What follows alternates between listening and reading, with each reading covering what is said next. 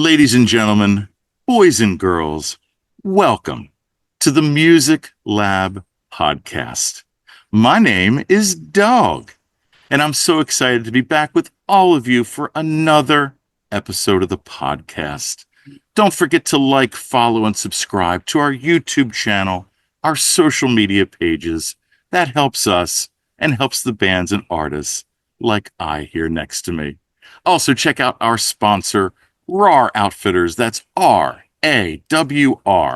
outfitters.com.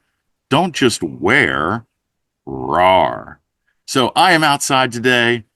You are inside at this beautiful studio that you're at outside of Toronto, correct? Yes, yes. It's in Grimsby, Stony Creek area, right? So it's about 40 minutes from like Toronto, border of Toronto, right? So how long have you lived in like that area, Toronto area?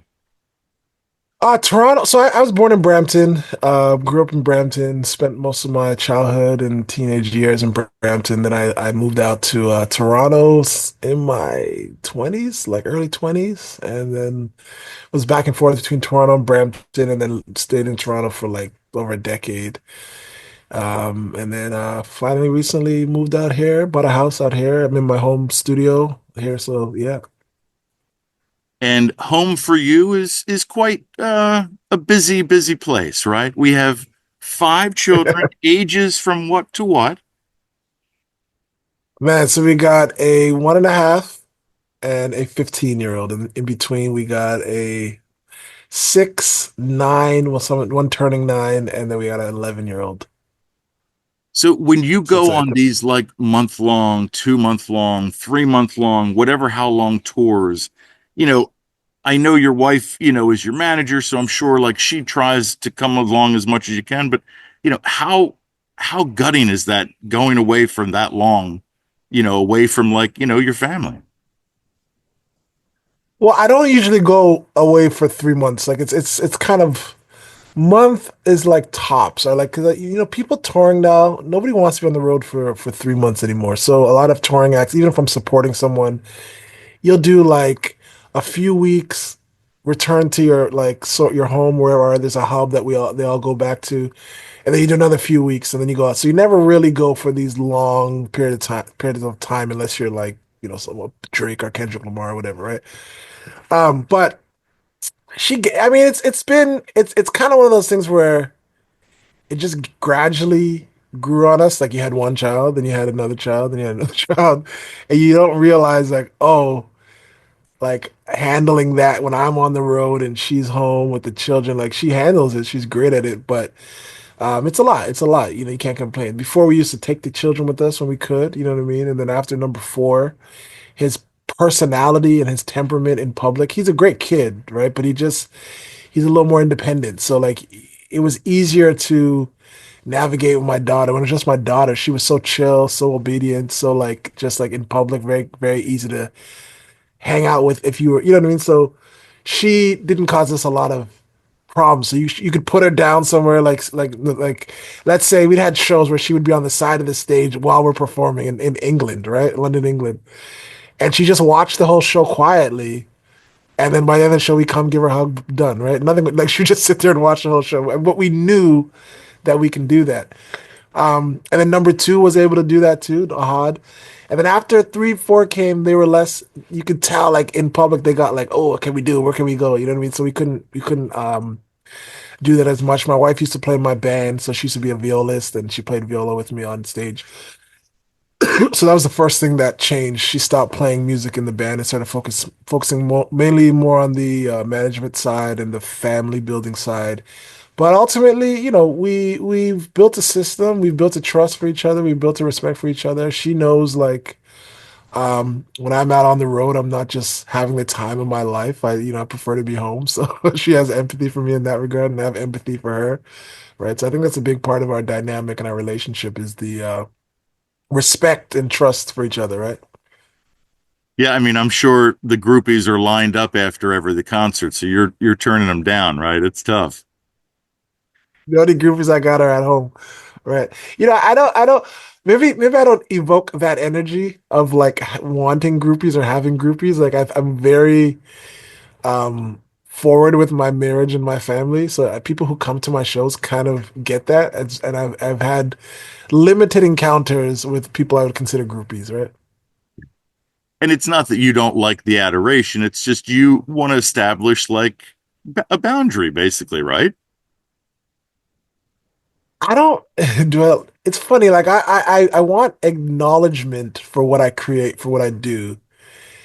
I don't care for adoration. I kind of shy away from like pray. Like people say, "Oh, I love your album." Like I don't really be like, "Thank you so much." I'm just kind of yeah, yeah. Like I don't take adoration too well. Never really have. But in terms of the group, the groupies. Yeah, you set the boundaries, it just every time I'm on stage, if you watch the show and pay attention, I dedicate more than one song to my wife or call her out by name on stage, you know what I mean? So it would be very strange for someone after the show to come up to me and be like, try to groupify me, you know what I mean? So yeah, I don't think it's gonna work for me, right? Yeah, adoration was the wrong word. I apologize for that. But No, yeah. no, it's a great word. I thought it's like I think that's a big part of the industry, right? Like I think the people who seek out adoration have a certain level of ambition to go after certain things. You know what I mean? Where there are other artists who just we do it for the love. We do it because we appreciate what we create. We appreciate the process of creating. So um, I think adoration is the right word because that's a big conversation I have in my an internal conversation I have. Like if I desired that adoration more, what more would I be able to do in the music industry, right? Because Well, yeah. there's people that are not even, sorry, go ahead. Yeah, well, it kind of connects with aspiration a little bit, doesn't it? Yeah, because there are people who want the adoration, excuse me, more than they want to create great stuff. And they somehow become more successful than people who just create great stuff. You know what I mean? So I think, I think there's a part of this industry that we reward people who seek after the adoration of the stage, the idol worship of the entertainment industry that we created. You know what I mean? So I'm just not that person. You know what I mean? Of course, I love people singing my songs, but I take every moment as like, you don't deserve any of this. Not what? Okay, so let me rephrase that. Not that I don't deserve any of this, but it's that you're lucky that there's people that will even clap for you. Not just me. I'm talking about any artist. Like we create something out of nothing, a song out of nothing. We go on stage, ask people to pay money to listen to our song. So for me, it's like if people just get up when I ask them to, that's a win. You know what I mean? If people just clap at the end of the show, that's a win. If people just say they want another song after I'm done 15 songs, that's a beautiful thing. So I look at it totally different. Maybe because I don't come from the music background, you know what I mean? Other artists like they want to be stars. I just want to make great stuff. I want to connect to people. I want my music to just travel the globe, you know? You often hear celebrities and musicians talk about imposter syndrome. Are you familiar with that term? You know what's funny? During COVID, the pandemic, they had this thing called Clubhouse. I hated it. I hated it so much, but I thought I had to be on it because this is the new thing. You know what I mean? And the term imposter syndrome was thrown around so much in that on Clubhouse. And I think it's a real thing, obviously. I think it's absolutely truthful. But I think some people use it. But I want you to ask a question. But I think some people in that place were using it to kind of elevate themselves to believe they're doing more than they were doing. Right? Clubhouse was. I don't know if you're familiar with Clubhouse. It was the No. weirdest moment. Oh my! It was like Twitter Spaces. Yeah. It was like the prototype for Twitter Spaces. So like it's just like it doesn't matter. But yeah, look it up after Clubhouse. It was Shout out. really fascinating. It was before Twitter Spaces Okay. got really popular, very controversial at moments, um, and it was very like clicky and it got really weird from my point of view, at least. Like people were making circles of power where like they had these, if you had a circle around your profile picture, you were a part of this club, and it got very fraternal and weird. And but go on, anyways, imposter syndrome. So Yeah, so that's I've why. had, yeah, like I said, Sorry. I've heard many celebrities and musicians talk about that, but I just wanted to get your take on it. So I want to talk about the transition that you deal with.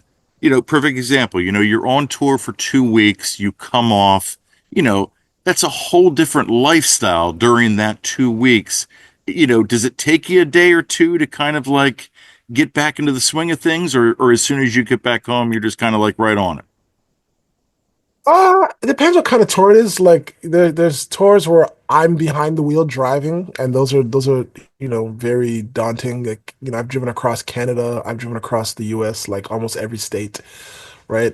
Driven across Europe, not Europe, but like England, even Europe to a degree, but not. I'm not driven in Europe, more like trains and stuff. Um, and I've been on tour buses in multiple places in Europe, tour buses in the States, and a tour bus tour and a driving tour is different. The tour bus tour, if it's the right artist, it can get very comfortable, but you almost feel like you're lost at sea when you're sleeping at night on the tour bus, right? Because you don't know where you are in the world. Like the bus is bumpy and the roads are bumpy and the drivers are sometimes good, sometimes not good. Um, so I guess the biggest thing is the rhythm of life is so different as opposed to when you get home. I definitely take time to adjust in terms of just like you don't really want to do much some people like it depends on what's on the docket for life and for the music industry, but you don't want to do a lot when you come back off tour. Like you kind of want to just decompress for a little bit, and sometimes it's longer than other times.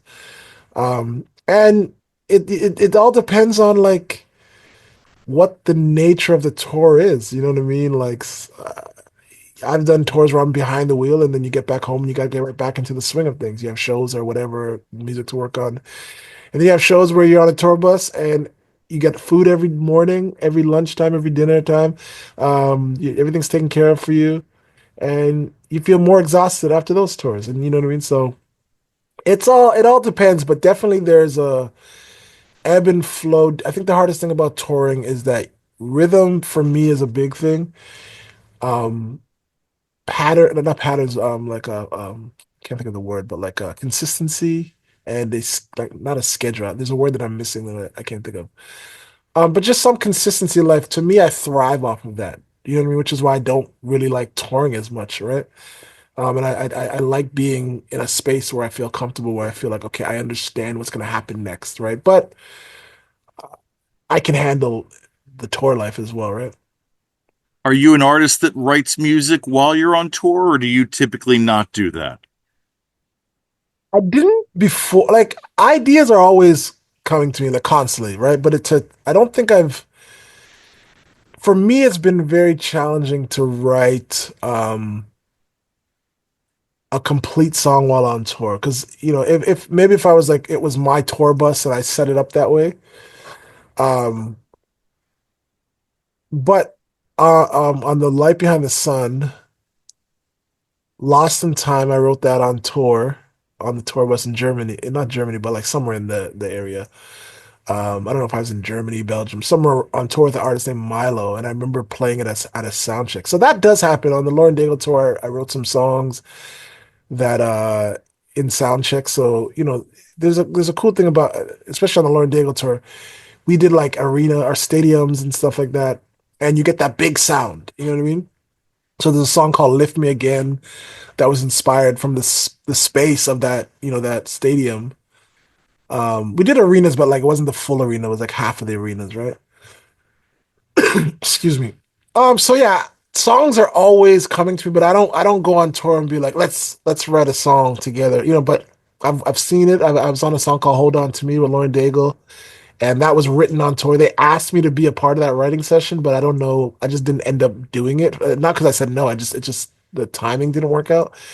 But then eventually they asked me to sing on the song that they didn't even know was going to exist when they asked me to be a part of that writing session. But it was that seemed like it was meant to be, right?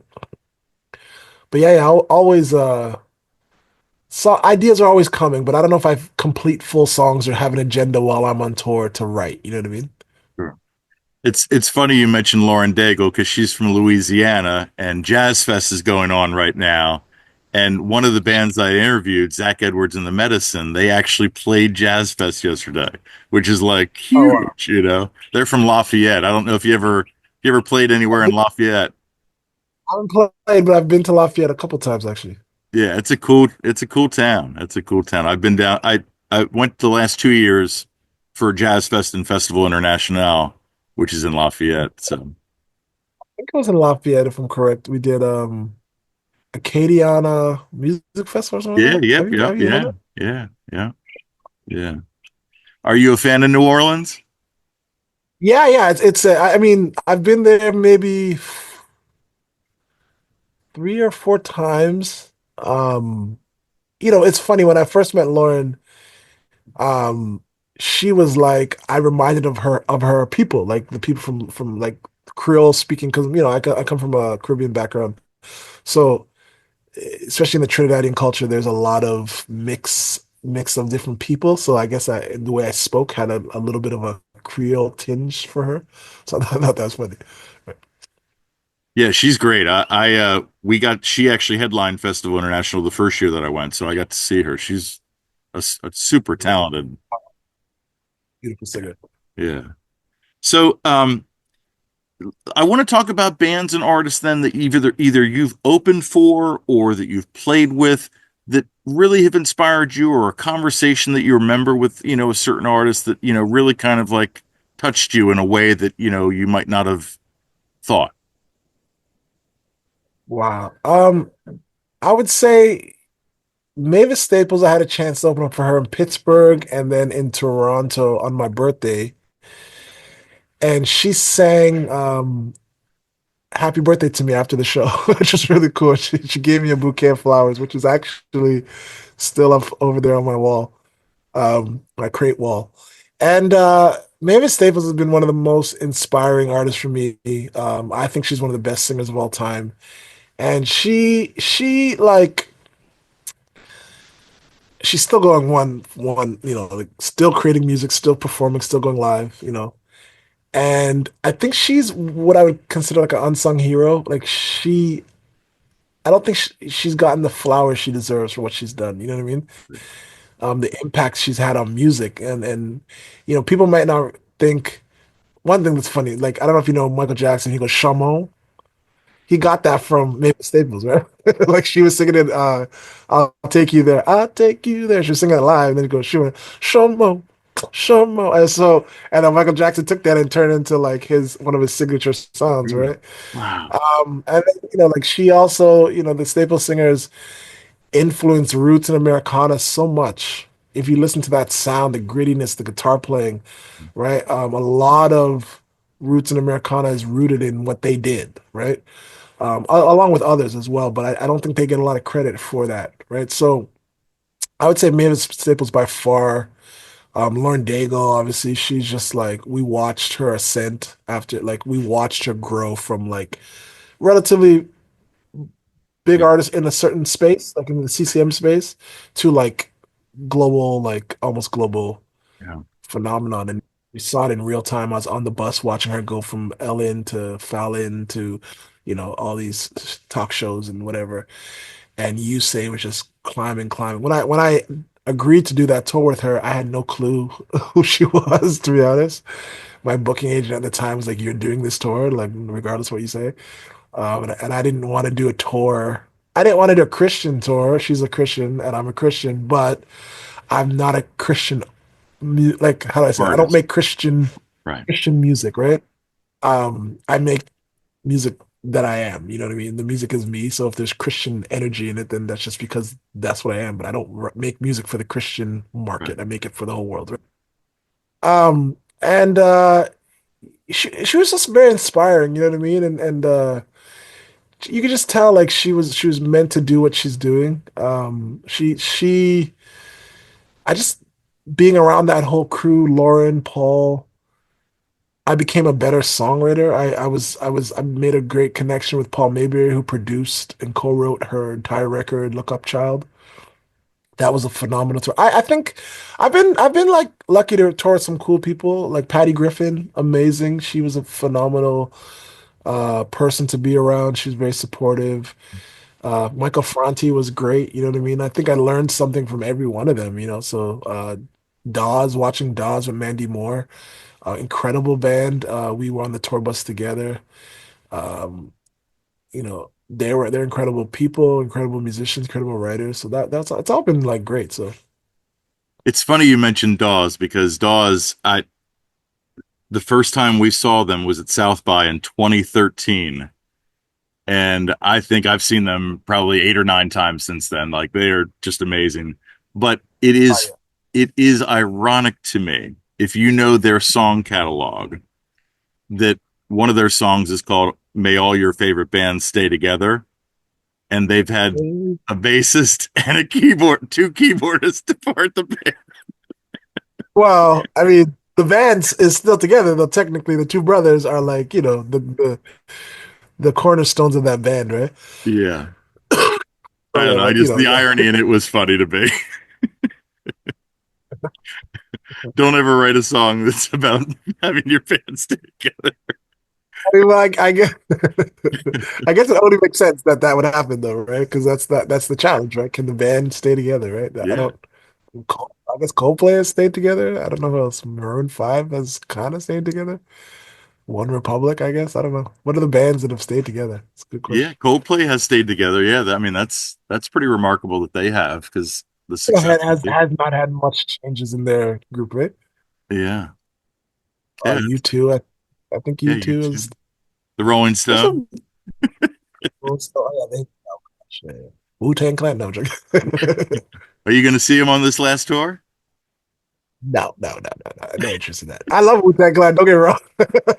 but not at this age. I'm not trying to go to a Wu-Tang Clan concert. I'm sorry. Yeah.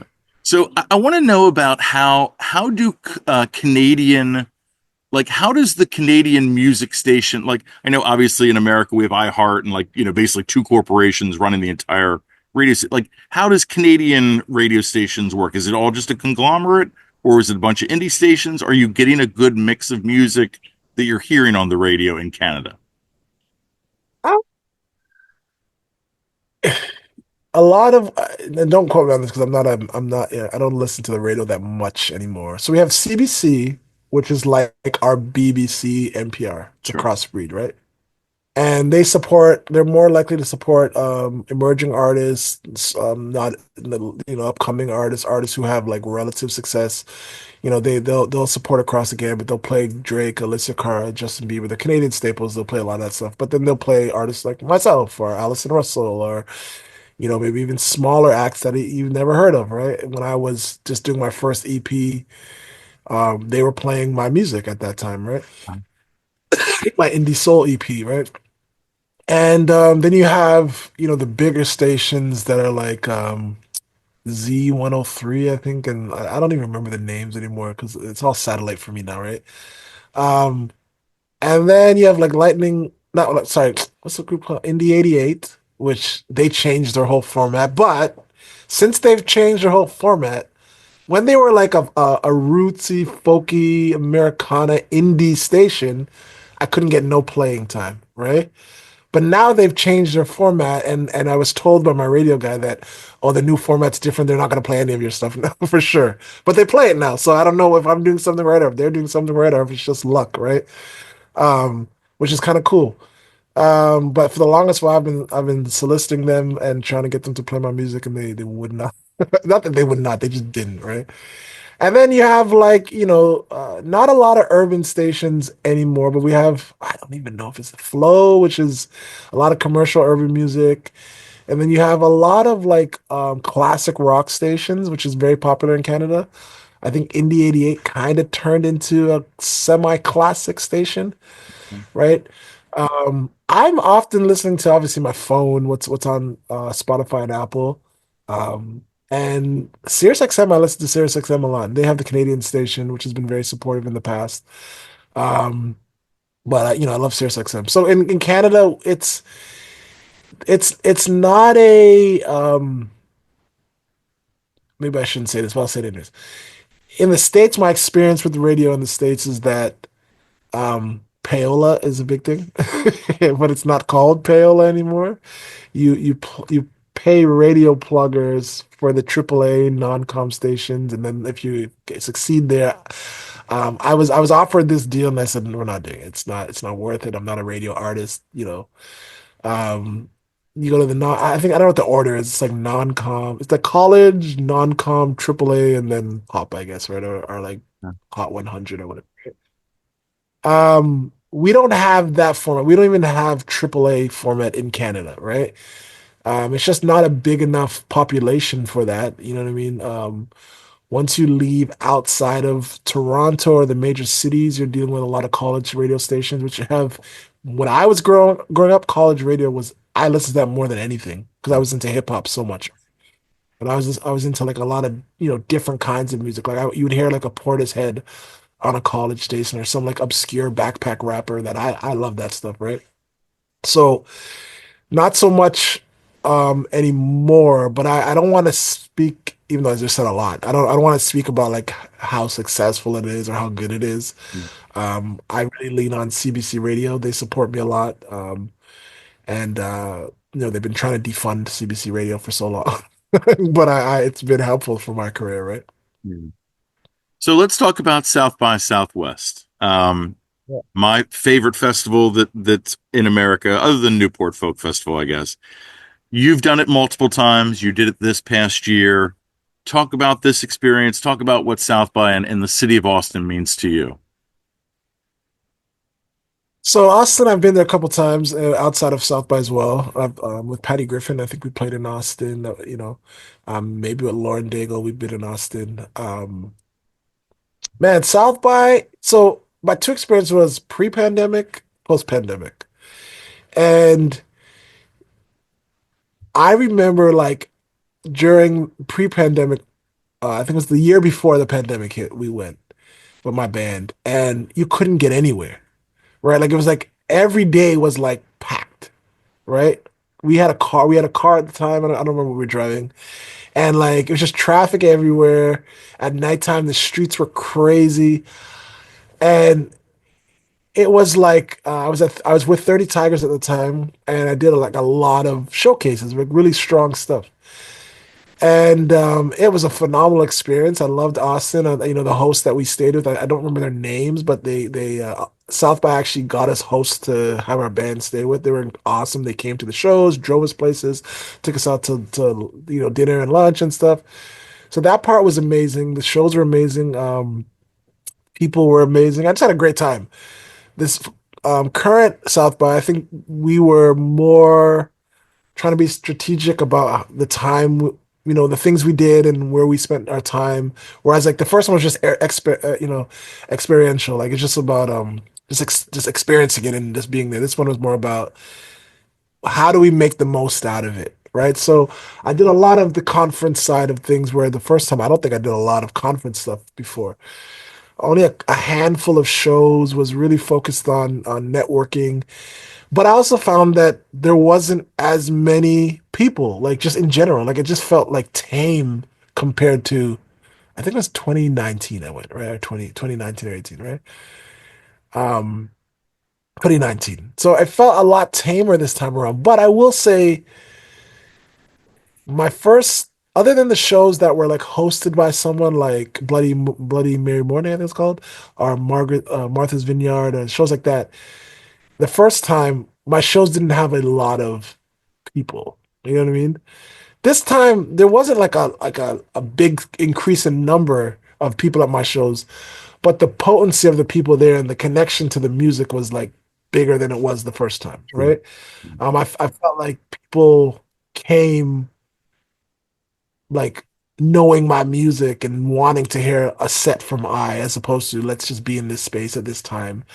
I do have a criticism if South by sees this. As a Canadian artist, they have a tendency to lump all the Canadian artists in one place. And, I was supposed to go to South by last year and I canceled because it was like they put me in Swan Dive, which they also put me in this year. The first year I went, they put us in Swan Dive, and every year they always put the Canadian artists in Swan Dive. I don't know why they are segregating the Canadians for. I don't think they're doing it intentionally. I think they think it's a good thing. But when we as Canadians come to South by, we want to experience what everybody's experienced. We want to just be immersed in the experience along with everybody else. We could put on showcases ourselves in Canada and just be with all Canadian artists, right? I think we're going there to be in the midst of everything. So that's the one critique I would have. But it was great. Got to like spend a lot of time with at the Rivian show. I don't know what's called, the Rivian something house, Roadhouse, I think it's called. Excuse me, which was awesome. They were very supportive of everything I was doing as well. So I had a great time. I love Austin. You know what I mean? I don't get to visit enough, but it's one of my favorite cities to go to, right? Yeah, that Rivian car, man. We did you do the test track? Yeah, I've tested Rivians here in Toronto as well. I did a track as well, so it's a phenomenal car. I drive EV. I'm exploring getting another EV car, so I'm a huge supporter of what they're doing, right? And with the proverbial fall of Tesla, I think Rivian has a shot to become a big brand, right? I completely agree. I think they are aimed and ready to like take over, especially that coupe that they're releasing. That's a sweet looking car. It kind of The looks like a price point, Volkswagen Golf a little bit, you know? yeah, yeah, good call. Yeah, and it's like it's at a price point that people can afford, right? Sure. So, the biggest thing with Rivian was the price point was too high. It just people couldn't buy it, right? With a lot of EVs actually. Yeah, so I want to talk about let's get away from music for a second. So you love to backpack and you have traveled all over the world backpacking. When did this start happening and what got you into backpacking? Well, I wouldn't say I loved to backpack. At this point of my life, I probably wouldn't do it as not with the children. I mean, when I said not having five children, I probably wouldn't do it. But when I did my backpacking, I was single, didn't have children. I was just I'm like what people call a soul searcher. Like I was looking for my purpose in life. I was looking for my foundation and what I thought was my purpose to be on this planet, right? I find that we were born and then we're told, what do you want to be when you grow up? And I said, I want to be a doctor. And they buy me a toy doctor's kit. And then you have all this pressure to fulfill this doctor role when it's just something that you saw. Who knows why you picked doctor? Because the options probably just came from the game of life. You know what I mean? Like doctor, police, whatever. And as I grew up, you know what I mean? I grew up in a very religious household, and father was very strict with the religion and just the belief in the Bible, which I still believe. But I also felt like, okay, well, what's the point in all this religious stuff if it doesn't have any actual practical application to my life as it stands now? So I went soul searching. I backpacked across Trinidad. That was my first backpacking trip, which is my father's homeland. I backpacked across Ontario, which was more challenging than I thought it would be because Ontario is a big province. I don't know if you know like the breakup of Canadian provinces, but Sure. it is huge. Right? Hmm. And my goal was to do Canada, but once I got to the edge of Ontario, I was like, no, we're not, we're good, we're good. And then I backpacked across Ethiopia, which is one of the biggest, the most daunting trips in terms of just the distance from where I was born. The nature of the country is so vastly different than Canada, the North America. And it's just Ethiopia has some of the highest altitudes of land in the world. You know what I mean?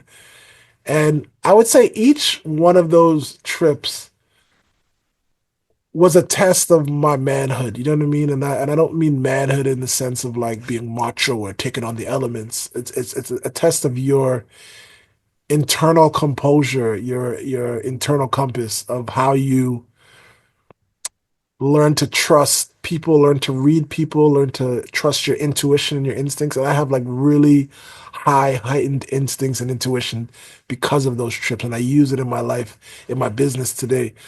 Um, so, backpacking, it was a vital part of who I am. It's kind of why I'm a bit of a loner in the sense, like, I like being to myself and spending time to myself. I like, meeting new people in the context of like not like going to a club or a party to meet new people. That's not really fun for me. Just like meeting random people in different parts of the world. So I was kind of a wandering soul, like, and then a lighter backpack experience was my wife and I with my daughter, 2011, 12. We moved to England for about half a year and traveled across Europe a bit. And it was backpacking with safety measures around it. You know what I mean? Whereas the other backpacking I did was just like, boop, dropped into a place, figure it out. You know what I mean? Other than Ontario, because I lived in Ontario, right?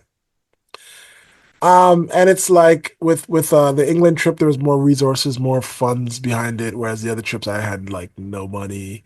I was never a beggar, but like relying, let's just say, like the kindness of strangers was something I had to rely on and learn about.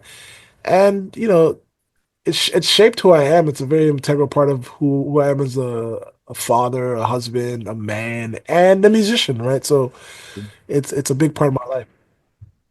Any encounters with animals bigger than you in Ethiopia?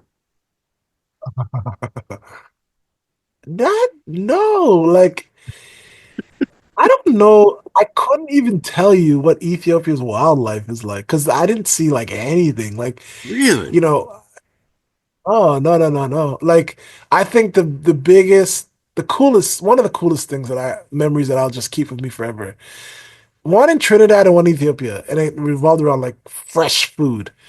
Um, so in Ethiopia, I was in the mountains of Ethiopia on a local bus with the locals going up the mountain to like, I think I was going to like Lalibela or something like that.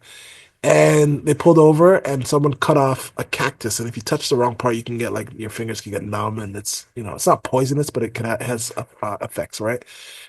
And they cut up open a cactus and I was fasting, so I wasn't really eating a lot of food.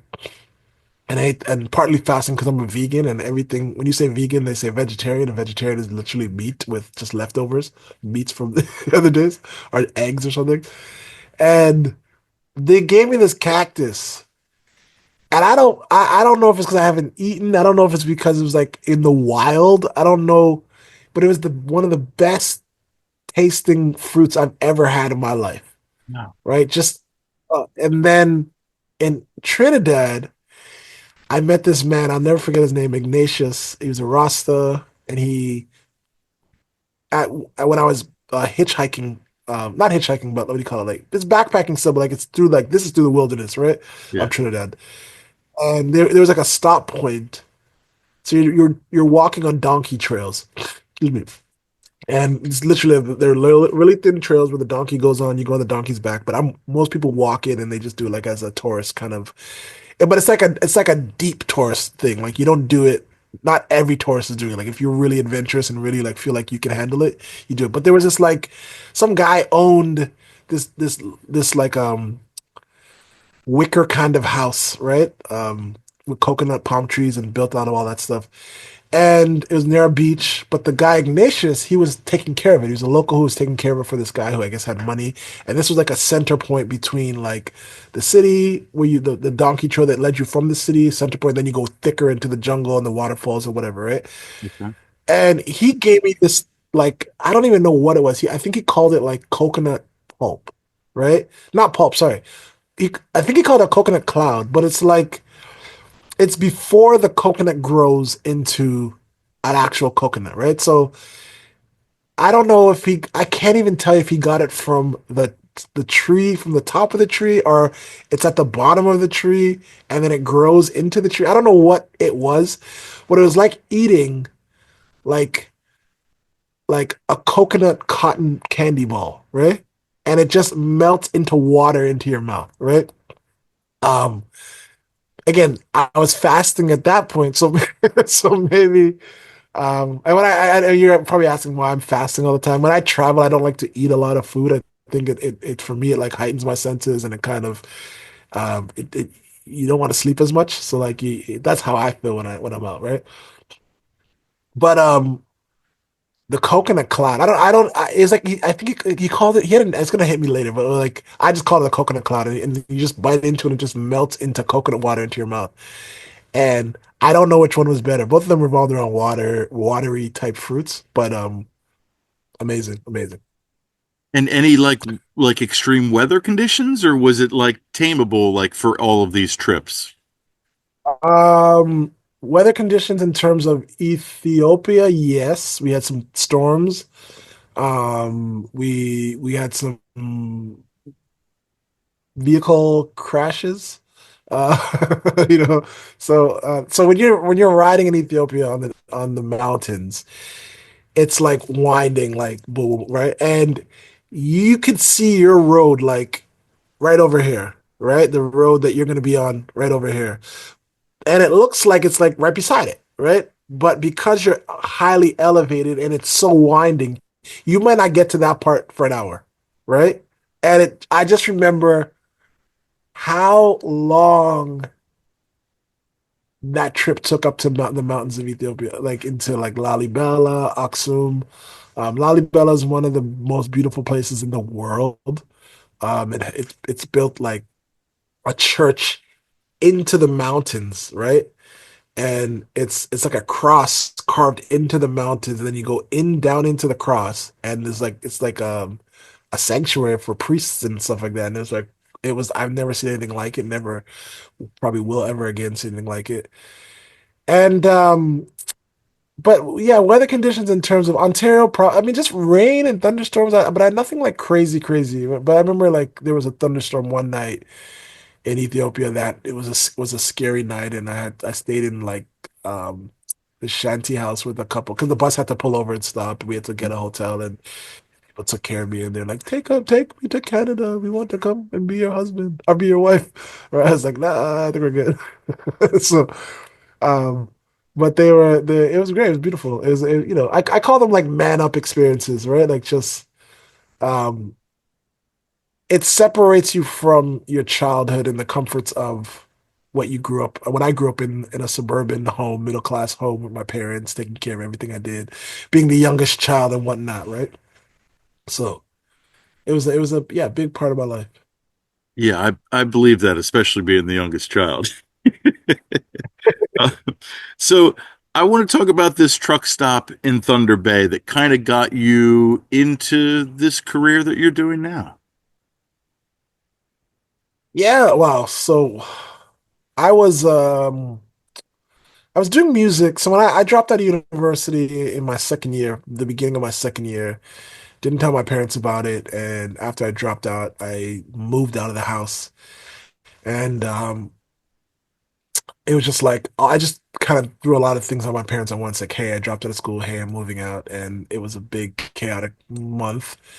Then I finally moved out, and that led me on these like beginning of these trips and this searching for, you know, my parts of life.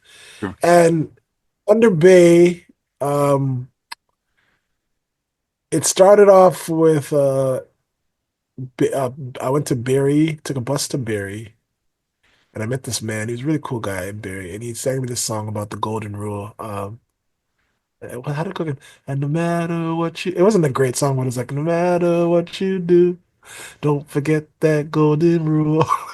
Right? He talked about we're all drops in an ocean, and it was really sweet moment, right? You know.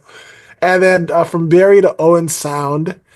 And then from Owen Sound, which is a long trip to Owen Sound, I took somehow I got myself to a place the intersection of Highway 69 and some other highway, like the Canadian Interstate Highway. And I stayed at a strip club overnight on the Highway 69 because it was the only option for me. Or I could have stayed in the forest, right? Set up a shop in the forest and stay in the forest, which was my plan.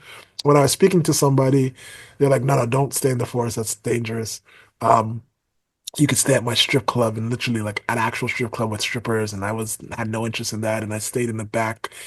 They had a trailer in the back, and in hindsight, if I wasn't so innocent, I guess I would have been like, how much things happen in this nasty ass trailer that I'm sleeping in overnight.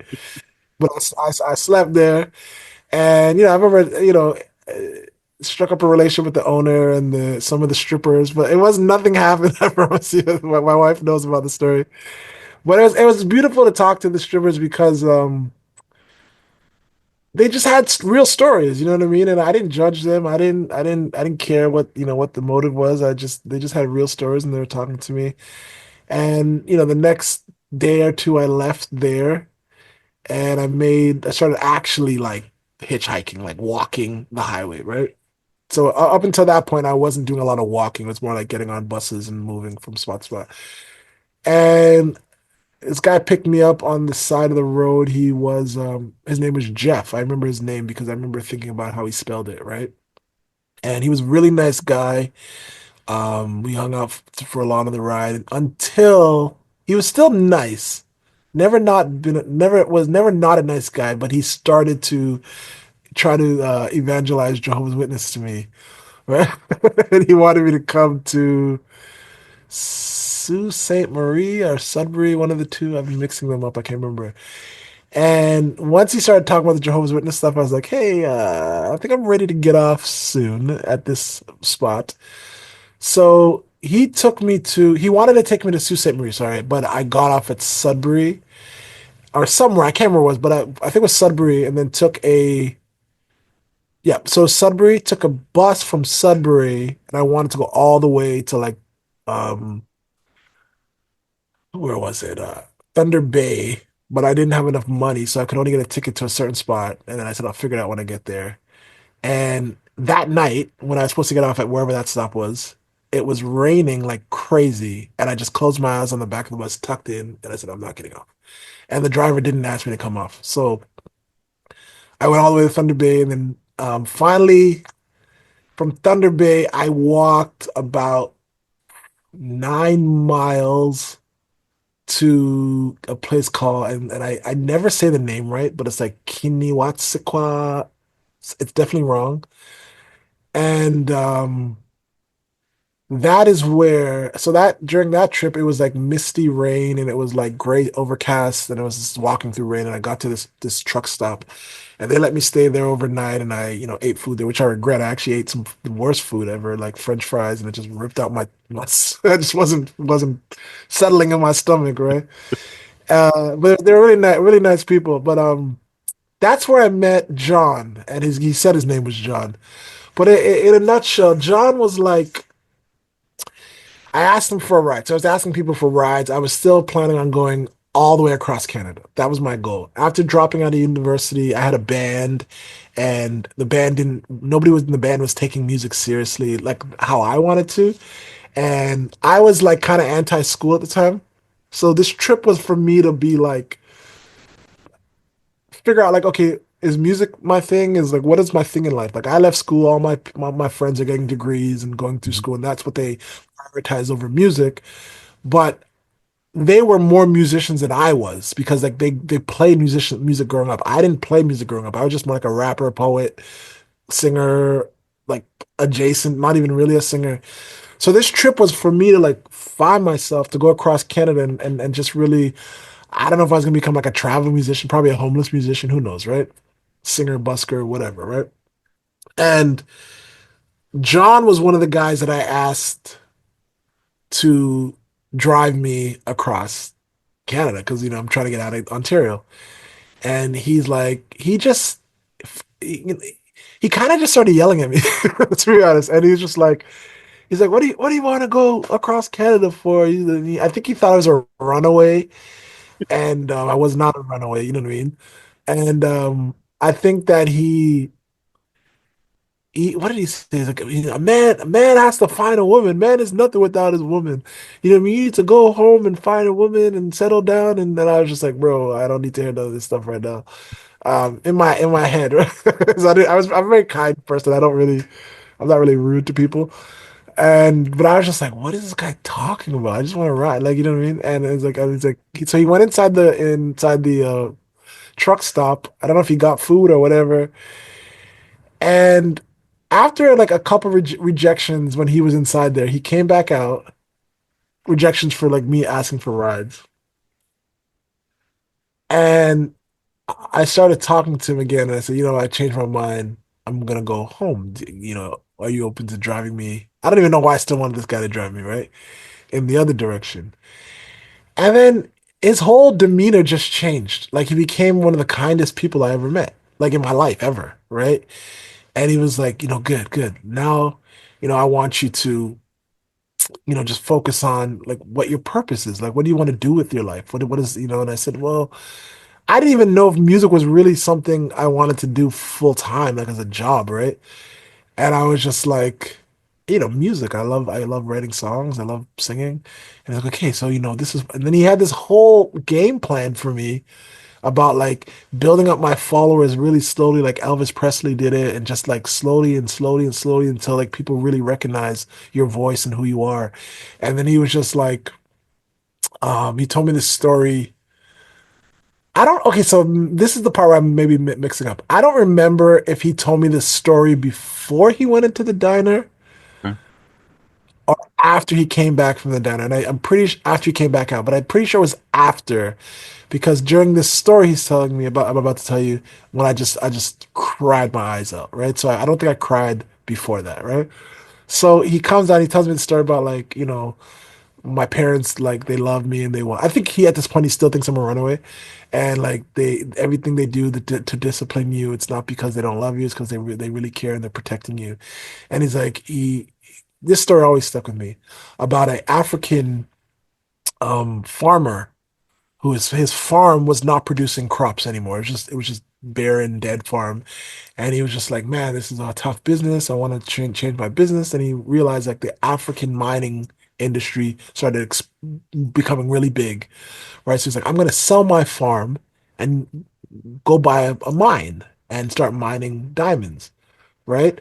And he sells his farm, buys a diamond mine, starts mining diamonds, and he doesn't do well. Like no diamonds, it just loses everything.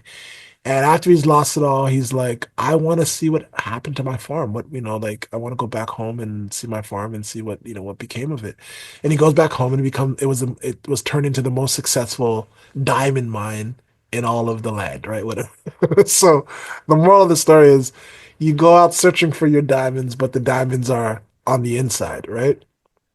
And but that, as cheesy as it may seem, that stuck with me because that message of it's all inside you was repeated to me over and over in my journeys, right? In Trinidad, that message kept coming back to me as well, right? And this is gonna be weird, but like I met a couple people in Trinidad named Kizia, and the name Kizia means stay put, right? And it was always like so in the process of soul searching, there was also a restlessness that I had, right? Looking for something more than what was just inside of me. So John in Thunder Bay, he really narrowed my focus in on that. You know what I mean? And music wasn't music was a conduit to my purpose, is a conduit to my purpose, right? And I think my purpose more than anything and seeing them that moment is to share my voice, share a message, you know what I mean?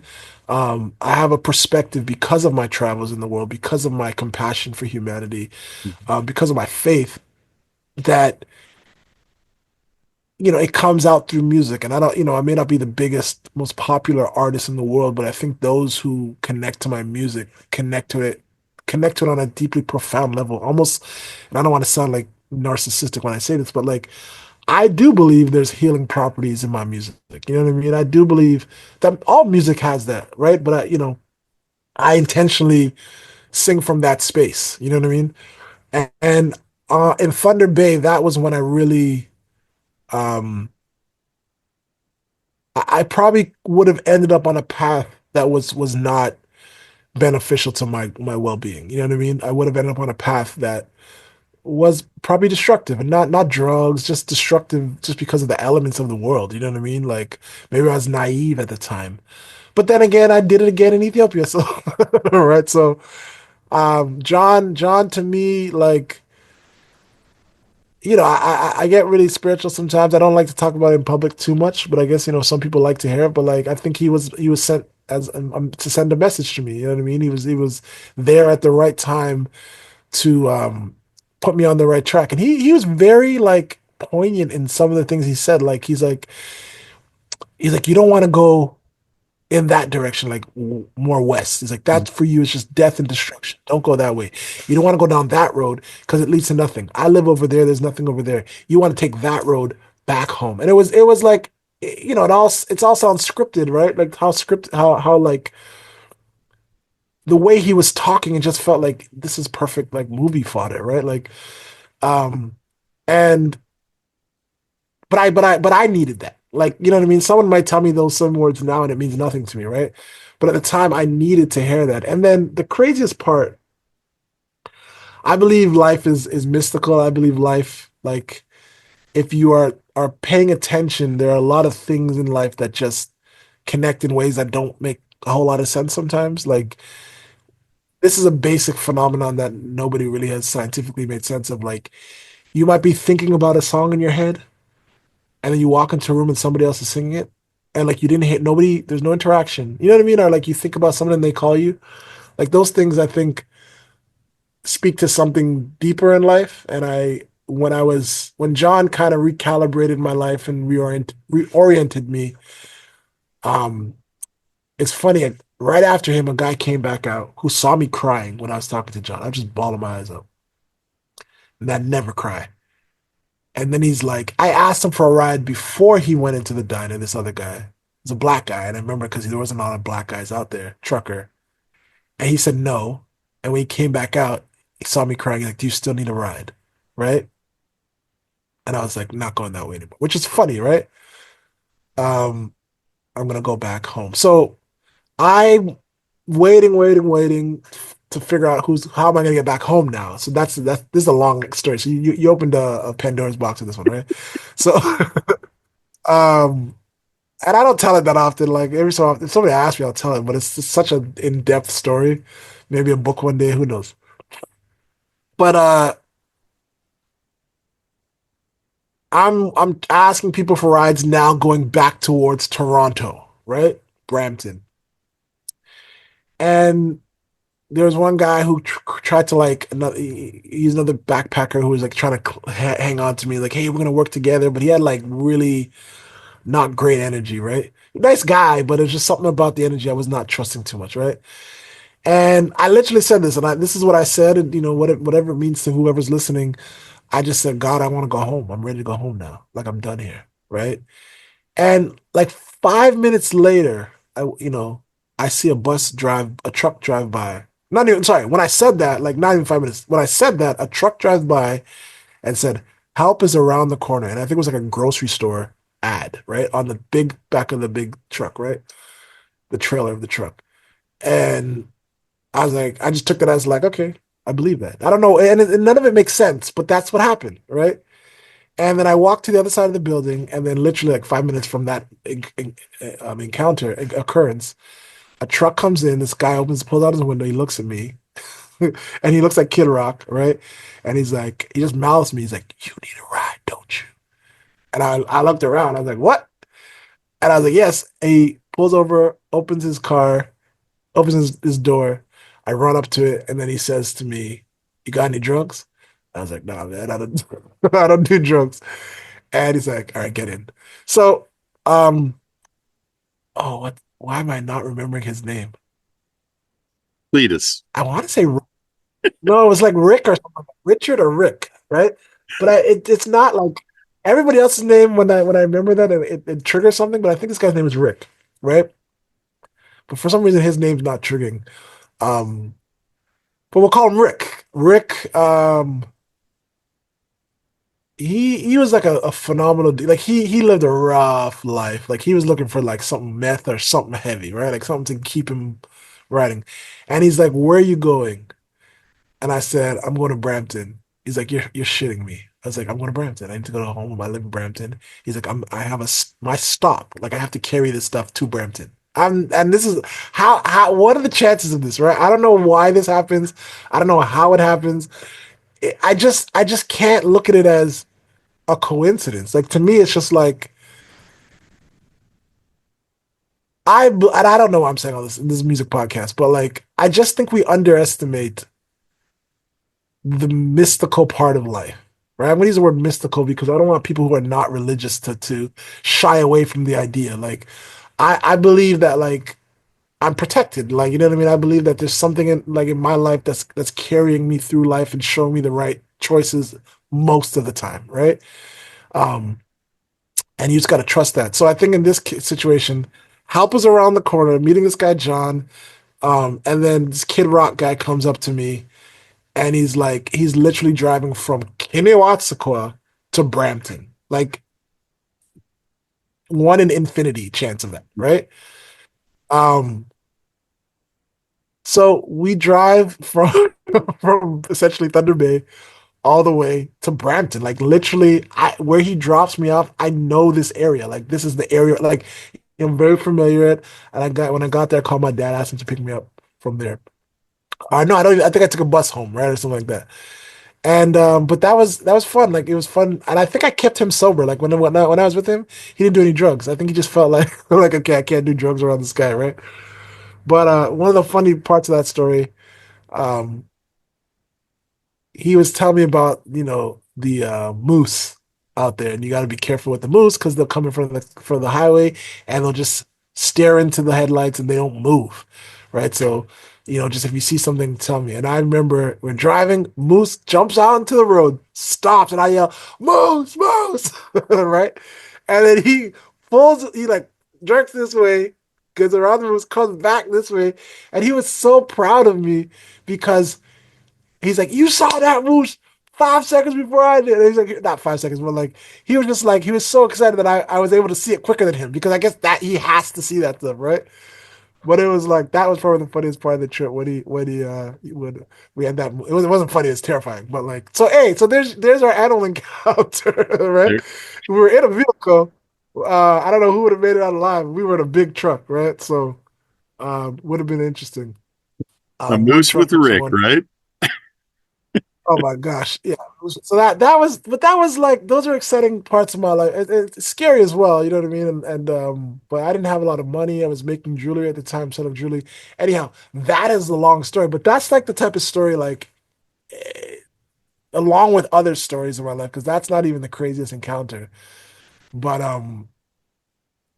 maybe if anybody cares to read books anymore about things, maybe I write a book about my life. Who knows, right? But Sounds I like a have a memoir. story. I should, Sounds man. like I'm a gonna write a book. memoir, my friend. Sounds like a Yeah, memoir. memories memories change as you get older, so I got to start writing it now. Yeah. Right? Well, let's talk about another challenge. You coach your son's soccer team, and I hear this is a pretty competitive league. So, how much are we how much a week are we spending on soccer? Well, I've backpacked Trinidad, I've backpacked Ontario, backpacked Ethiopia, went across Europe and England, and nothing has prepared me for kids soccer. It's and it's this level of kids soccer, and it's not even the kids, it's the parents. Absolute crazy. No, no, I played and I played with some incredible players who some of them played on Team Canada team, phenomenal. In Brampton. So if you look at Team Canada, like almost half the team is from Brampton, right? And we were playing in an era where like a lot of us were like trailblazing for Canadian soccer. Like we didn't even know what we were doing. We just played it. We just loved it, right?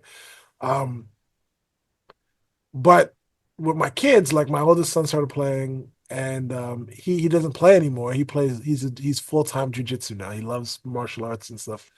But my youngest son, no, wait, my second youngest son, he's really good for his age, at least, right? Turning 7, and he's a phenomenal player. And there's a point when I was coaching doing soccer related stuff 6 days a week. My only day off was Friday. So you had training Monday, Tuesday, Wednesday, Thursday, games on Saturday and Sunday. And then I stopped coaching some teams. I think I was coaching like 5 teams at that point. And then I stopped coaching because I have three of my kids were playing. So I was coaching all their teams. And then I had some other teams I was coaching. And then now I just focus more on the younger one's two teams. So he plays his age and a year up. And this is like so they have two types of leagues. It's called sanctioned and unsanctioned. Sanctioned is goes through the rules of Canadian soccer. Like they follow the protocol, the rules, the regulations of Canadian soccer. Unsanctioned is parents, former players, a lot of former players who don't like the rules and the sanctioned rules, and they want a more competitive world, but it attracts psychotic parents and over like obsessive compulsive parents and borderline abusive parents, right? Um, I range on the scale of obsessive compulsive, maybe, right? But it's more just like I just saw everybody doing things wrong as I saw it, and I was like, I can do this better. So I just ended up started coaching with a friend of mine who I used to play soccer with, and then it's brought back my joy for the game. Like I played a lot of soccer, and it's a great relationship building with me and my children. I think with the first child, I had to learn how to not be one of those crazy parents that I saw around me. And my biggest thing with him was just like I'm very purpose driven. Like it's like I love this game. You don't have to love it. You know what I mean? Like I know you like the team and the community of it, but what do you want to do? You know what I mean? And it took a while for me to figure out, for him to figure out, I should say, what he wanted to do. And I could just give suggestions. I was like, bro, you're like so strong. Like you're one of the strongest kids I've ever seen for your age, right? Any soccer team, he was like a beast. Like not twinkle toes with his feet, but like you run into him, you're hurt. You know what I mean? So I said, why don't you try like some mixed martial arts or jujitsu? It's good for discipline. And he didn't want to do it. Finally did it. And now he's like, I want to do boxing on Tuesday and Thursdays, jujitsu's on Mondays and Wednesdays. Fridays I want to do go to this gym and do this. And now he's like fully in it, right? And my younger one, he's not the youngest, but the youngest one that could play. He's just like training every day, phenomenal. So it's been a great part of my life. It's taught me like I'm a super chill guy. I don't really look at life as a competitive thing. I don't look at music as a competitive thing, even though it is. But soccer has put a bit of competition in my back. It's very ruthless. I'll be like this is kids grassroots soccer, but it is ruthless. And it's there's a lot of unsavory behavior, let's just say, right? But I try to bring a positive side to it. I try to remind everybody that we are here for the kids, you know what I mean? And a lot of these kids won't make it professionally. Most of them won't make it professionally. So during the process, like we have to make sure we're not traumatizing them. We have to make sure that they find joy in the game. Like, you know what I mean? Like they find a love for the game because if you work your butt off and you're getting pushed and drive and drive and drive by coaches and you don't really love it and then you don't make it, like that sucks. Like, you know what I mean? When I grew up, we just played. Like my dad was, I'll give it to my dad. Like he didn't, I do wish my dad pushed us to believe that we could get like a scholarship or become professionals. That was never a thought in his mind. Not that he didn't believe in us. That just wasn't a pathway he thought of, right? Whereas I had friends that became professionals, right? Um, but he also didn't push us in sports, meaning like he was after games, he'd critique me and criticize my playing sometimes. But in terms of just riding us in training and practices and being at home, like you got to do these drills. Like parents are doing that like crazy now. You know what I mean? They see it all on Instagram and they see certain kids like with whole work schedules around soccer at 8 years old, and they think that they got to do that and be that tough. You know what I mean? But it's a balance. You know what I mean? So, but I love it. I love it technically. All right. I really don't like though how, and I don't know if this is how it is in Canada, but in America, like it seems like once these kids turn like 12 or 13, there's this kind of notion that you should only play one sport. But like if you look at like Patrick Mahomes and like Derek Jeter and like some of these like great athletes in high school and like growing up, they played multiple sports. Like, they weren't just one sport athletes. Do you kind of feel that, or do you see that in Canada as well?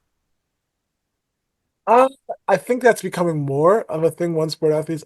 For me, my kids are kind of, my children are kind of, because we have five, it's hard. It's very challenging to like give them multiple sports. Not only that, we homeschool, so there's not just sports in school. But I grew up playing. I ran track, played volleyball, played basketball, played soccer, played hockey in the streets. I think, the biggest thing is go out. Like we have a basketball net, we have a hockey net at home. So just go out and play these sports. But there is a part of sports where like you got to play it with other people. Like, you know what I mean? Like you can't just do it with your siblings because they're all different ages. So I think that everybody has to decide what works for them because not everybody is as good of an athlete as LeBron James, Allen Iverson, Patrick Mahomes. You know what I mean? Like some people have to work at something consistently to become good at it. You know what I'm saying? I don't know if Cristiano Ronaldo played multiple sports. Maybe he was a surfer. I don't know. Right. But from what I understand, is that he wasn't the greatest soccer player and he had to work repetitively to get to that level. Right. I just saw something this morning where Kobe Bryant said he took 2 weeks off basketball to do a dance competition at school, and he was saying he believes in the diversity of sport, like doing diverse things. But then I thought to myself, he said 2 weeks, like he only took 2 weeks off. See what I'm saying? So like, was that his big moment of taking away from basketball? Like, did he actually do other stuff, or was like for him 2 weeks was like you know what I mean? Yeah. So um, again, he may have played multiple sports too. So I think there are just super athletes that can do anything. You know what I mean? Like there are just certain athletes that you give them. Like I think my younger son, the 6-year-old, his coordination. Like I remember my wife was first time he ever picked up a baseball bat. It was like a toy baseball bat, right? We were in a friend's backyard. My wife would throw the ball, and he would hit the ball over the fence, right? You give it to my older kid, he'd miss the whole thing, right? And he's not that he's not coordinated. He's just his talents are different. You know what I mean? His build is different, but some kids just have it. So I think if you can afford to play multiple sports, absolutely. If you have the ability to do it, absolutely. If you have that physical ability to do it, do it. Right? Um, but one, not everybody can afford it because sports are very expensive now, right? Soccer's like for my kid, I coach them so they don't pay. But if all my kids had to pay, it's like I'd probably do it still, but it's like that's a significant investment, right? Um, and the other side of it is, as a coach, I don't like completely the hockey kids that come into. Sorry, let me rephrase this. I love all the kids, and all the kids are great. But when there's kids that come from hockey into soccer, there's this mentality that the athleticism and physicalness of hockey is just going to translate to soccer, right? And they start off really good when they're really young, if they do, because they're playing multiple sports. But there's a specificity in soccer that you can't. It doesn't really translate to hockey well at all, right? Like football and soccer translate to each other, basketball to a degree, but basketball is predicated on physicality. Like if you are not one of the tallest people, your chances dramatically decrease. You know what I mean? Of making it. Whereas soccer, it's a bit more democratic in terms of who can make it. They still want strong, they still want big, they're looking more physicality, but technical skills is everything. You know what I mean? So um, right now, my son who plays soccer does jujitsu and soccer, but I'm gonna probably push him more to soccer exclusively. Now, he trains different stuff. I think I would put him in track and maybe football, right? It's just it's just time, right? Time commitment is tough, right? So all that to say, in principle, I agree with you completely. You know what I mean? I think if they go to school, at school, play every sport you can, right? If you have a good school program, play all the sports that you can make it on. If you live in a community with a lot of kids, play every sport. Get off the phones, get off the iPads, and play every sport out there. Play tag, play handball, play everything. You know what I mean? All that stuff was going to help your coordination. It's going to help dexterity. It's going to help everything, right? But if you have a goal to make it and splitting up your time is going to divide from honing in on the craft of whatever sport you're trying to get into. Hmm. You know what I mean? It's probably better to spend more time on that sport. That's just my opinion, but I don't know if I'm right about it. It's just my opinion, right? Hmm. So I want to talk about releasing an album during the pandemic because typically when you release an album, you're able to tour after it. And when you released Prospect in November of 21, your touring options were pretty limited at that point, I would imagine, correct? We canceled a bunch of shows. We had shows on the docket, kept canceling. And then we did a small run in Canada from Ontario to Quebec, Montreal, Quebec City. Um, and then once things settled down, we went across the states, and that was like bigger tour, a lot more cities, a lot more states. There's a lot of driving. Um, it was different, man. But I was also privileged to do some shows during the pandemic, like shows that were what do you call them? What's the word I'm looking for? Like spacing thing. What's the word they say? I can't do the word. Um, they had like spaced Sure. seating. There's a term that during the pandemic that my brain can't think of right now. Um, they so I did some shows. It was weird because everybody's wearing masks and people are you can't get up and dance. So it was more I was able to make it work because of the nature of my shows, especially intimate shows. I can make them very conversational, right? I was able to make jokes about certain things. I did a show with Co de Pirate of Canada. She lives in Quebec, and then she did a show in Toronto, and that was standing. And one of because during the pandemic, we had like moments where the pandemic was called off, and then it was called back on, and then it was, you know what I mean? So people were like, oh, we're back. We could go back to doing shows, and some of the people were quick to get shows out, right? Um, so not ideal, you know what I mean? But I will say nothing. I don't think anything has ever been the same since, right?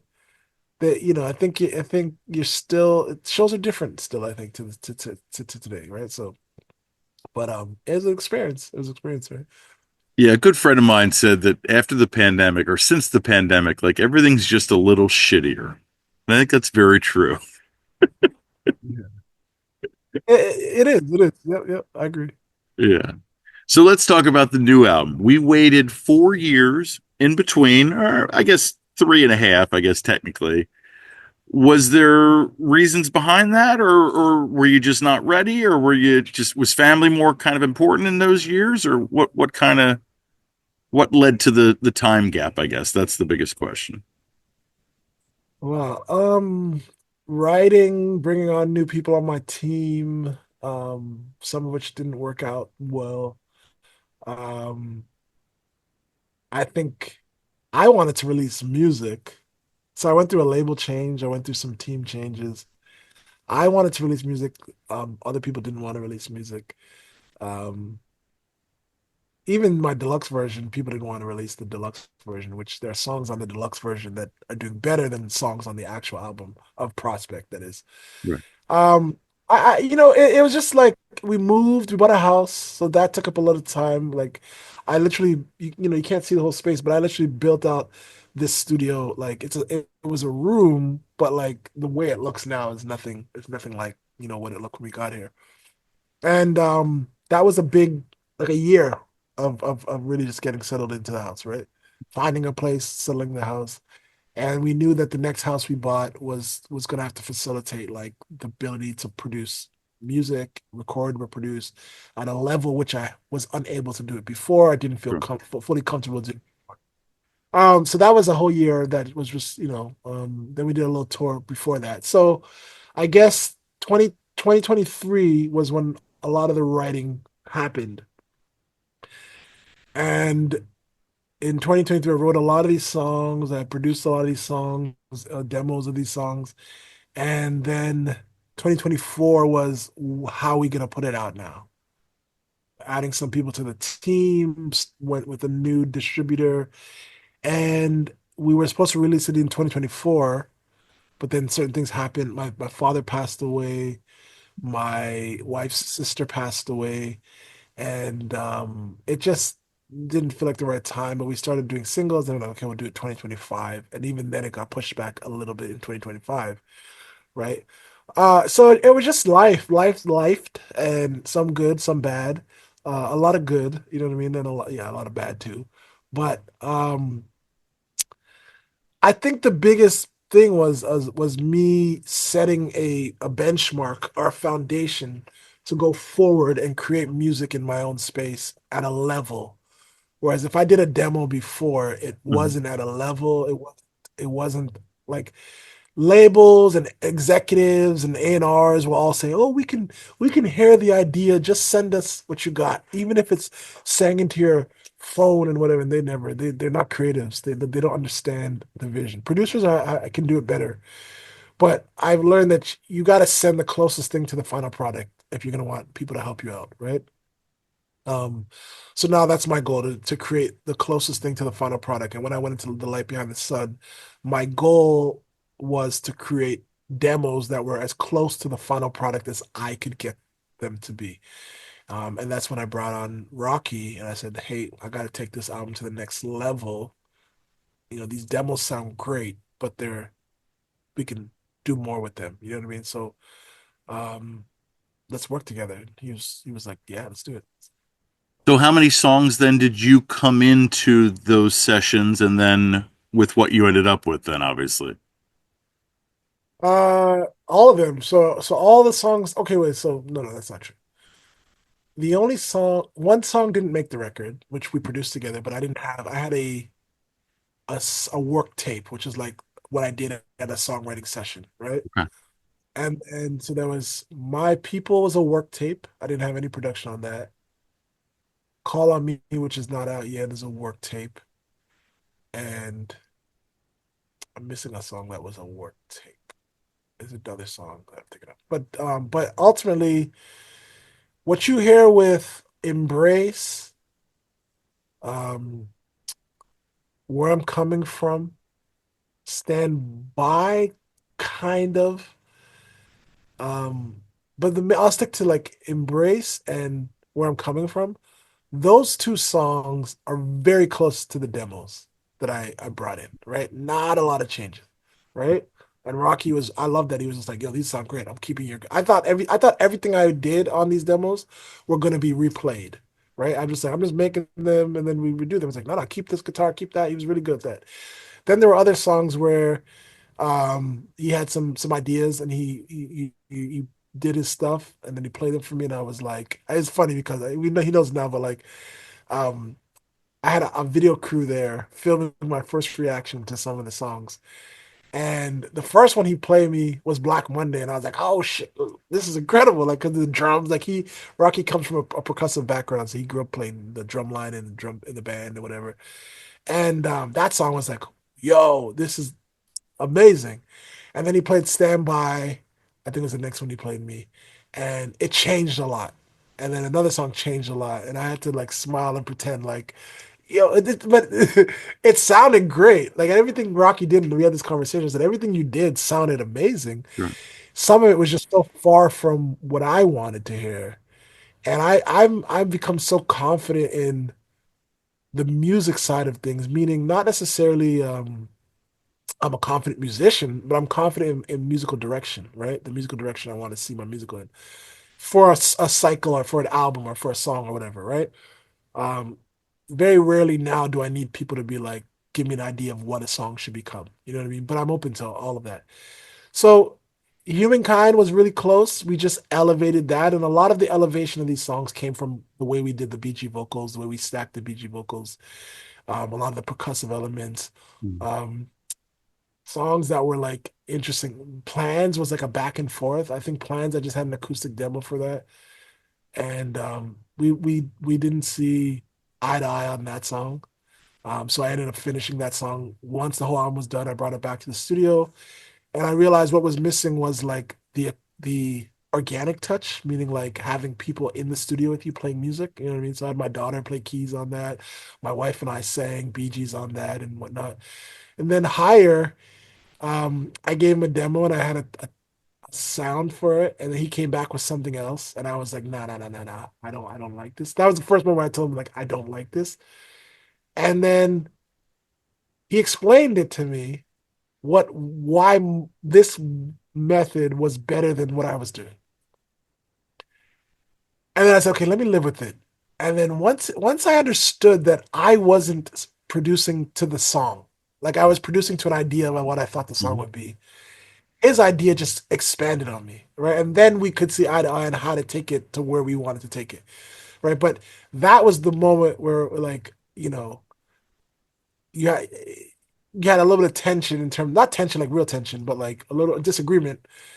And Rocky's brought something else to the table that I was like, okay, he's like, this song is like higher, like it feels like you're on a pillow of clouds. You know what I mean? Like it should feel like it's taking me higher, and there's a lot of low end in this song, the way I did it, Mhm. and it's just bringing me not higher. So how can we take this song higher?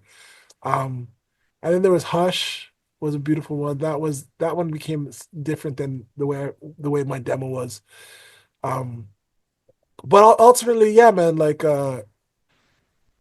he it was a good working relationship, you know what I mean? Like I think there was mutual respect, you know what I mean? And we connected as like somewhat underdogs in the industry, two guys who we felt like we've done some great stuff but just haven't got our dues, which is kind of what the title The Light Behind the Sun kind of started to mean for me and for him even.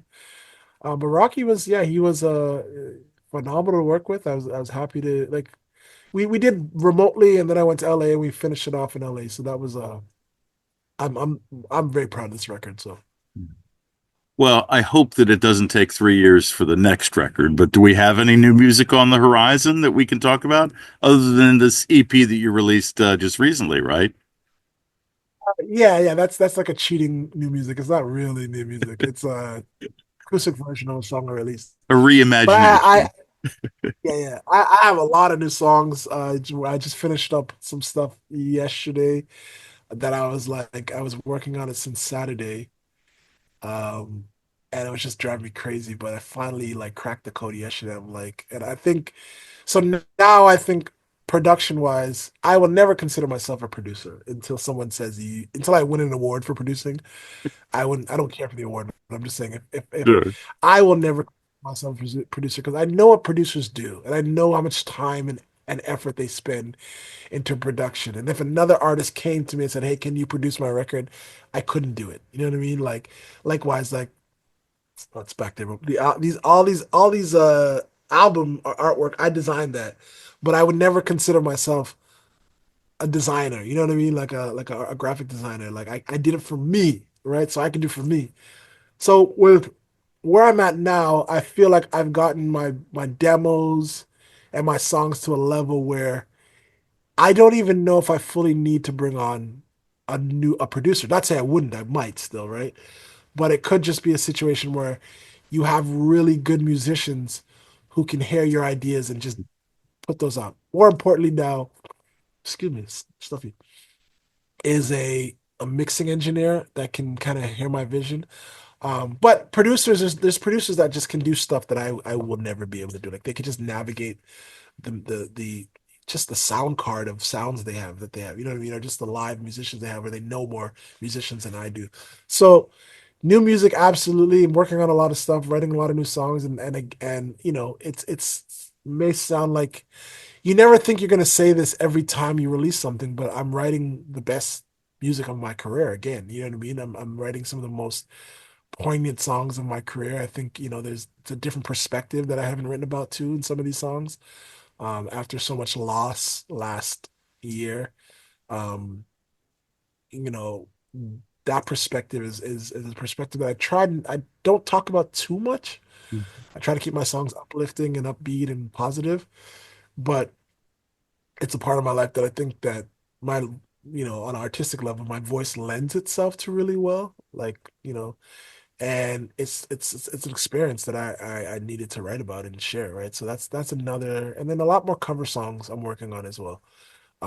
Picking some artists that I like, that I like their catalog, and songs that are not as popular as their biggest songs. And well, except for one artist, I'm doing one of their biggest songs.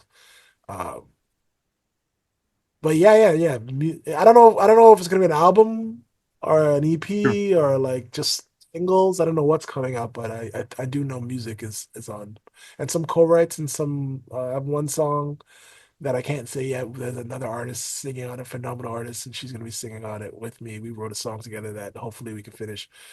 But yeah, man, music constantly.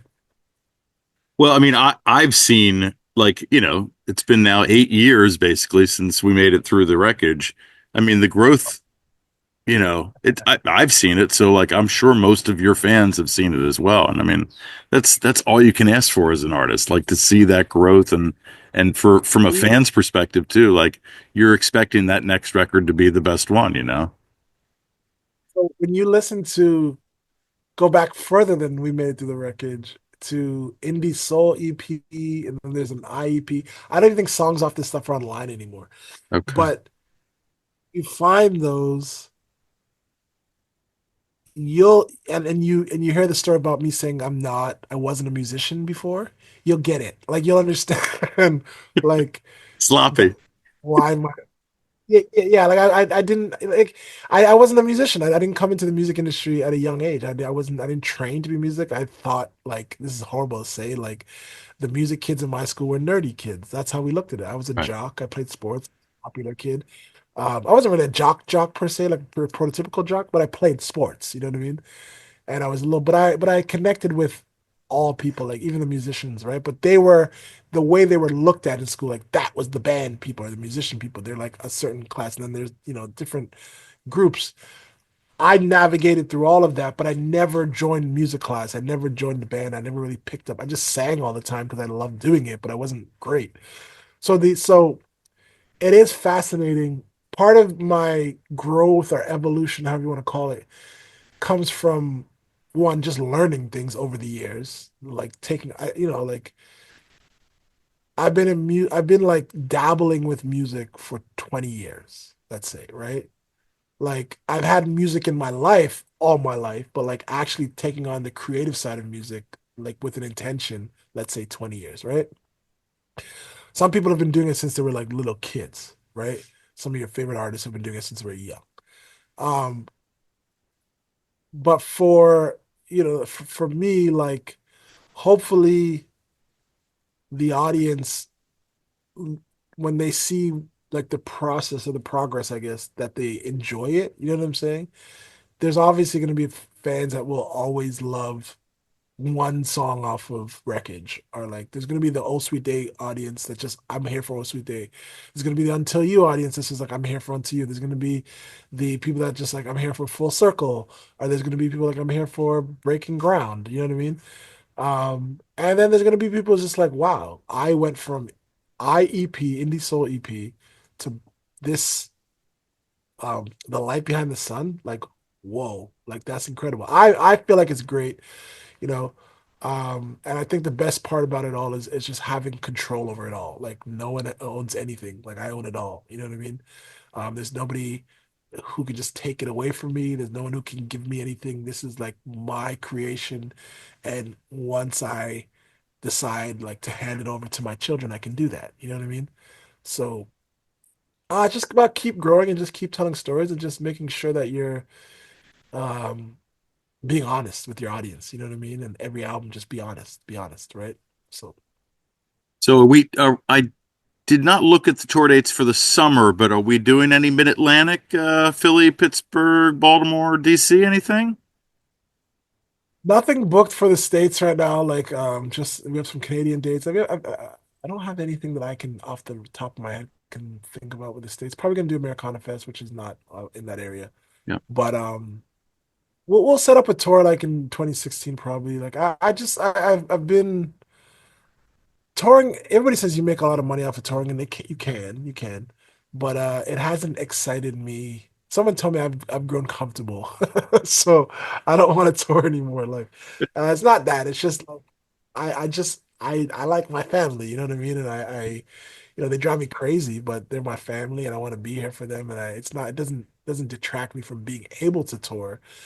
But I spent working on a song, trying to reimagine a cover song from Saturday was a wasted day because I just had some technical issues. But I was working on it from Saturday to yesterday night is when I finally like, okay, got everything. And it was production. And I played all the guitars, I did all the keys, everything, right? And I'm not great at any of these things, but I'm good enough to make it sound cool. And I just enjoyed that. And I said to my wife, look, if I had no pressure, nobody telling me that like you're on a timeline or you have to accomplish these things, that's what I would do. Write songs, record songs, and produce my own demos. You know what I mean? And then just hopefully get it to a place where someone's excited enough to help me take it to a next level if they're not at the level just based off of the demo, right? Right. So to answer your question, touring is not out the question at all. It's not out of the the cards at all. But um it just reorganizing some things on this side before like we go to the States but I'm going to Japan in like a week, so which is that's kind of cool. So. That's really cool, actually. So, my Put last that out there, question, Dan. by the way, so my last question to you, how difficult is it, or maybe that's not the way to phrase it. So, talk about having your business relationship with your wife compared to then the personal relationship that you have because she's your manager. Like, is there more discrepancies from the business side, or is there more discrepancies from the personal side? Ooh, assuming there's discrepancies, I know. um I've been so the one thing I didn't say about that trip I did say this part about finding your wife, right? As much as that sounded crazy, that left a strong impression on me, right? I didn't immediately leave there to say I need to find a wife, but that was something that became important to me, finding the right person to be with, right? And my wife and we complement each other really well. We're very different in a lot of ways that work. Like, I say she's like a squirrel who's constantly gathering, trying to get, all the resources together. I'm like a cheetah, like, chill, I'll just relax. Oh, my food's over there. Boom, go, gotta get it. And nobody's stopping me. You know what I mean? And then okay, I'm gonna chill for a while, relax, and then boom, you know what I mean? So we're very different in that way. But I get big kills, you know what I mean, when I do, or big wins, I guess, right? But she's constantly keeping us our head above water, right? And I think the biggest challenge is right now in terms of our relationship and our business relationship more than anything. Our family relationship is great. But the challenge is not necessarily between her and I, it's between what she's capable of doing with 5 kids, right? And this would be a challenge for any person who managed any artist. But it it's almost less of a challenge because she's my wife. But if she just had 5 kids and she was my manager, that could be a bigger challenge for her, right? Because she's my wife, there's a drive to keep going, but there's also like you're not as capable of being everywhere you need to be as a manager. When I was at South by or when I was at like the Junos recently, um, artist manager were everywhere. You know what I mean? I had to be my own representative a lot of that because she couldn't be there, right? But at the same token, without her, I wouldn't be this far in my career. You know what I'm saying? So we're asking questions about what is the biggest priorities for us as me as an artist. What is the biggest priority for us as a business? You know what I mean? Where's our income coming from? Where do we want our income to come from? Continue, where do we want it to continue to come from? And where do we want to expand our income? So discrepancies, she has a lot on her plate, you know what I mean? And she does it with a lot of grace. She um is constantly working when even I'm like I'm going to bed, you know what I mean? I'm a creative, and you can see it. You know what I'm saying? She is a hustler. She's very ambitious. She's very studious. We're both very studious. Like I ask a lot of questions and want to get to the heart of things. And you know, the way I look at it is like I'm more of a visionary and she's more actionable, right? She's just like I think I said this earlier, like when I'm on tour on shows, like she knows I'm not out there like partying and getting lit. You know what I mean? Like I'd prefer to be home. She would prefer to be out there and have and because she's more of a social person than I am, right? So in a weird way that kind of works too because it's like um it doesn't breed a resentment. I know it sounds weird, but like it's kind of like when I'm on the road, I call her. Like, you know what I mean? I'm not like, oh, I'm at this, I'll call you later. I'm with blah blah blah blah blah. Like, and when I'm with people that matter or whatever that means, she wants me to be there. You know what I mean? There's no jealousy. I've heard other relationships where there's jealousy, you know what I mean? Or there's like they don't get what you're doing or why you do it or why you have to be up so late at night. And she knows that a lot of that stuff is painful for me. So, uh, so she's kind of like, okay, like she's encouraging me, hey, go out, talk to this person. Yeah. Da, da, da. So, um, I would be lying to say if there's no discrepancy, that there's no issues, but like, a lot of it just comes from with the juggling of everything. You know what I mean? Like, it's a lot to juggle, and we run our own business, we own our own publishing. You know what I mean? Own our own label. So, she has her own management business for me only as an artist, but it's a lot. You know what I mean? There's just things that all under the cracks. It's just things that like um I had to like I don't even check my email that often, but like I had to create this is dumb, but like I have this thing called Slimbox in my inbox. So things that I don't want to delete, but I don't have time for it, I just put it in the Slimbox. Right? And then if I have to respond to things that are like absolutely urgent, they stay in my inbox. But it was a way for me to get the 2,000 messages out of my inbox, right? And I managed to get it down to like 15 emails and then moved everything to the slim box. And it's stuff I checked and whatever. And then now I'm back to like 200 because I've been away and doing stuff. So, but it's more manageable and it allows me to follow up with emails faster now than it was before. So things like that are all these people don't think about, like following up with emails and um, she has the same problems. Like not the slim box thing. I did that for myself, but like just um 5 kids. If they only ask for an hour of your day each, that's 5 hours. Do you know what I mean? So like you know what I mean? And they don't only ask for an hour of your day each. So just that thought is just like an is it's a lot, right? So Well, I appreciate you doing this. Thank you so much. It's a pleasure to talk to the owner of the Slim Box, and the inventor. So slim box. you It, gotta it write actually you, you gotta write a song called Slim Box. what might be taken the wrong way. Someone might think it's something else. Um, yeah, the slim box is actually it's a placebo, obviously, but it works. Like it was like you had a cutoff point where it's like, okay, all these old emails. I'm sorry if I didn't get back to you by now. I hear my mom. If I didn't get back to you by now, I apologize. Find out Now happy. we're starting fresh, and I can manage Yeah. these, but I wanted to get past. Like it's at two some hundred and something. I want to get it back down. The goal was to have it always as close to empty as possible, right? But it's just too much like plugin. I got to sort out like the biggest thing is like newsletters and like things like that, like mail, like just promotional stuff. A lot of that stuff just clogs up the paint. You know what I mean? So Yeah, man. Sometimes you just gotta unplug. if I had never had to check my email, I would not, right? So Well, much love, much success. It was great. Again, great to talk to you. Thank you so much for doing this. I know you're a busy man, so spending, almost 2 hours with me, I appreciate it. So, Awesome. ladies and gentlemen, don't forget to like, follow, and subscribe to our YouTube channel, our social media pages. That helps the bands and artists like I over here. Also, check out our sponsor, RAR Outfitters. That's RAWR, outfitters.com.